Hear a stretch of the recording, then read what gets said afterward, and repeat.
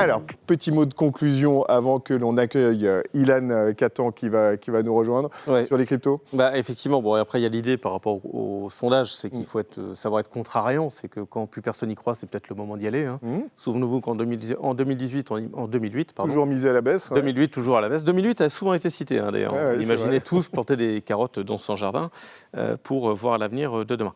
Et après, le rôle de Norcia par rapport à ça, c'est effectivement de sélectionner, d'ailleurs, Sabine le disait hier, sélectionner les actifs ou sélectionner les partenaires avec lesquels on travaille pour que nos partenaires puissent investir en toute sécurité. Mais je ne parlerai plus.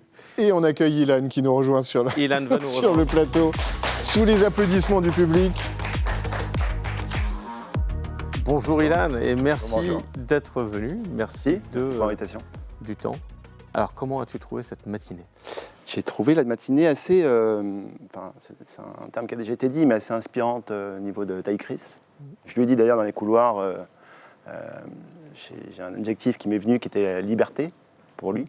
Liberté d'entreprendre, de faire, de voir, d'agir, de penser. Jamais froid aux yeux. Non, mais c'est assez impressionnant parce que finalement on est tous assez... dans nos carcans de AMF, ACPR, réglementation, ces plafonds de verre les obligations du teneur de compte sur les ouvertures, etc. Et que, lui, il dit, il n'y a jamais de problème et que finalement, il n'y a que des solutions. Donc, et toi-même, entrepreneur, est-ce que tu te retrouves dans le discours de Taïkris en disant qu'il faut de la passion, qu'il faut aimer ses clients qu'est-ce qui fait qu'à un moment, on y va, on se lance ? On fait ce métier parce qu'on aime les clients. On aime les clients et on aime une activité. Moi, j'étais banquier pendant 12 ans. Et puis j'ai monté ma structure. Passé du côté des Jedi. Ouais, parce que je ne trouvais pas aujourd'hui d'établissement bancaire et financier qui pouvait répondre à l'attente que j'avais vis-à-vis des clients et du métier. Donc, je me suis dit, autant bien faire les choses et monter ma structure. Et voilà, ça fait 9 ans maintenant. Avec une activité principale qui reste la gestion de l'épargne, principalement. Donc voilà. Mais oui, on se retrouve, mais on vit moins d'aventures que Taïkris, quoi. À part peut-être rater une marche. Mais toi aussi, on a nos vertiges. Oui, mais rater une marche, ça peut permettre d'aller à l'hôpital. Et à l'hôpital, on a bien compris qu'on réfléchissait et qu'on pouvait trouver de nouvelles idées. J'irai peut-être plus souvent pour réfléchir. On parlait de la métamorphose métier ce matin. Comment il a changé ce métier avec le recul de ces 9 années. Même 18 ans de métier maintenant. Oui, 18 ans, mais 9 ans sur... Ouais, on est passé, sincèrement, sur ces 18-20 dernières années, on a vu une évolution absolument exceptionnelle du métier et la réglementation qui allait avec. Et puis, on a pu toujours quand même trouver des solutions assez efficaces, sincèrement, sur digitalisation des ouvertures de comptes, sur des souscriptions, sur des référencements, sincèrement sur tout. Et puis maintenant, rentrer des actifs numériques aussi dans un portefeuille. C'est ça que j'ai trouvé particulièrement intéressant, c'est que... C'est quelque chose que tu utilises ou que tu proposes à tes clients ? Non. Les cryptos ? Pourquoi ? Parce que je parle pour moi, mais je pense qu'on est quand même nombreux dans ce cas-là, il y a un manque d'information. Tout le monde ne lit pas les white papers. Manque d'information et manque peut-être de confiance envers les PSAN. Et aujourd'hui, pouvoir loger finalement peut-être sur son compte titre, peut-être même demain dans un PEA en trouvant peut-être une solution alternative, sur son compte courant, enfin sur son compte bancaire, pardon, finalement son actif numérique, je trouve que c'est une vraie avancée.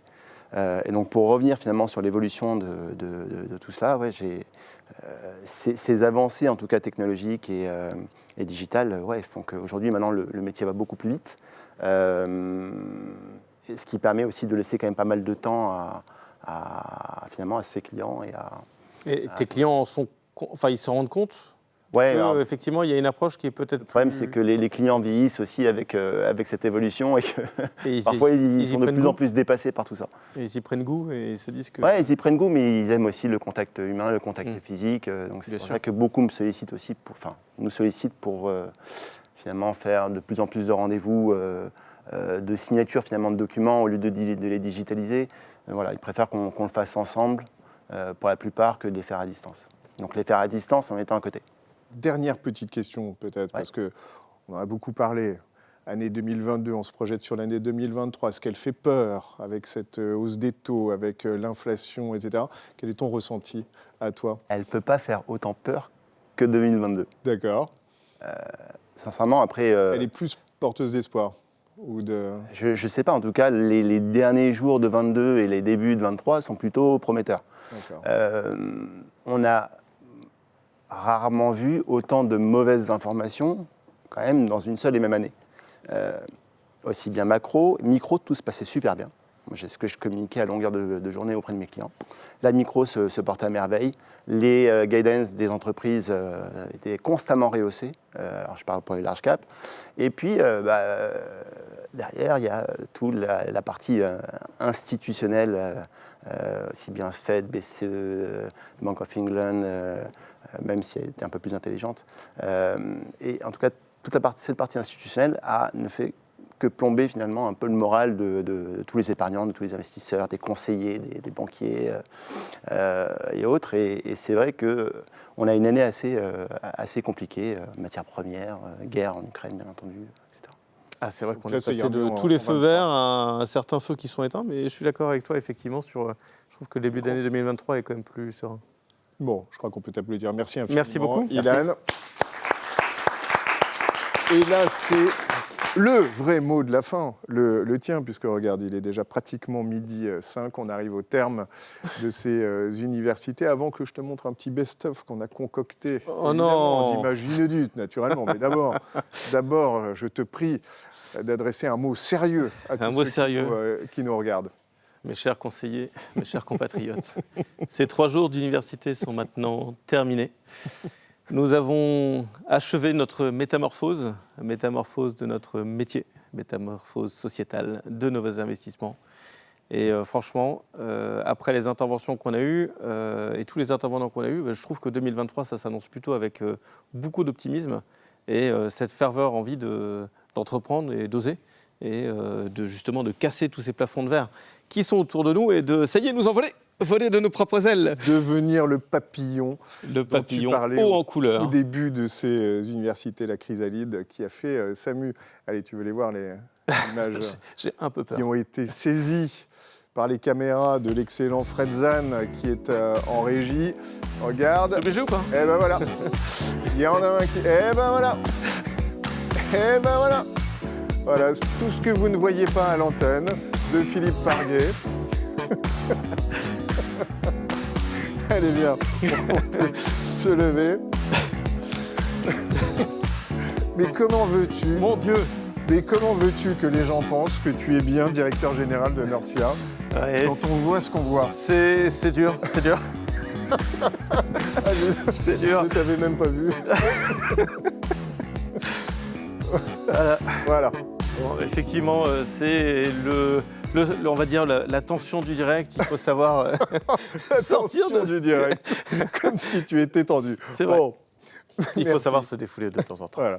Merci pour ces 3 jours. Je prends des cours de danse cette année peut-être. Hein. Non, moi tu sais quoi, je vise les championnats du monde de danse, de breakdance pour les Jeux Olympiques de 2024. J'y crois et j'ose. Rattrape Taï Chris, je te rappelle qu'il a fait Danse avec les stars, il pourra à nouveau te donner... C'est une histoire de rencontre, hein, de toute façon. C'est ça. Bon, merci infiniment Philippe, merci à tous ceux qui nous ont suivis, qui ont voté sur les sondages, qui ont posé des questions, qui ont été très actifs. Je suis sûr que tu as un dernier message à leur adresser avant qu'on se donne rendez-vous peut-être à l'an prochain. L'année prochaine, ça sera le dernier mois de la fin, vivement l'année prochaine. Et vivement l'année prochaine qu'on recommence et qu'on redonne le ton de l'année suivante. On verra si 2023 a été cette année avec optimiste ou avec tout l'optimiste qu'on attend. Bon, et on dit à nouveau bon anniversaire à Antoine. Antoine, c'est important. Donc nouvelle ère, révolution, la métamorphose, on fait quoi l'an prochain? Je ne sais pas, on va voir pendant l'année comment ça se passe. On va demander à Malina, évidemment, que l'on salue, à Agnès. Elles ont énormément travaillé en coulisses, donc on peut, je crois, les féliciter, les applaudir. Tiens, applaudissez-les d'ailleurs. Merci au public qui a été là avec nous. Ravi d'avoir eu du public cette année. Effectivement, il faut remercier aussi les équipes de TF1, extraordinaire. On arrive ici, mais ils sont en coulisses. Dans un chausson. Ouais. C'est parfait. Dans 2 chaussons. 2 chaussons même d'ailleurs. Dans des chaussons. Chacun son pied. Bon, mettez vos chaussons, bon appétit et puis on espère vous voir l'an prochain. Bonne fin de journée. Merci à vous.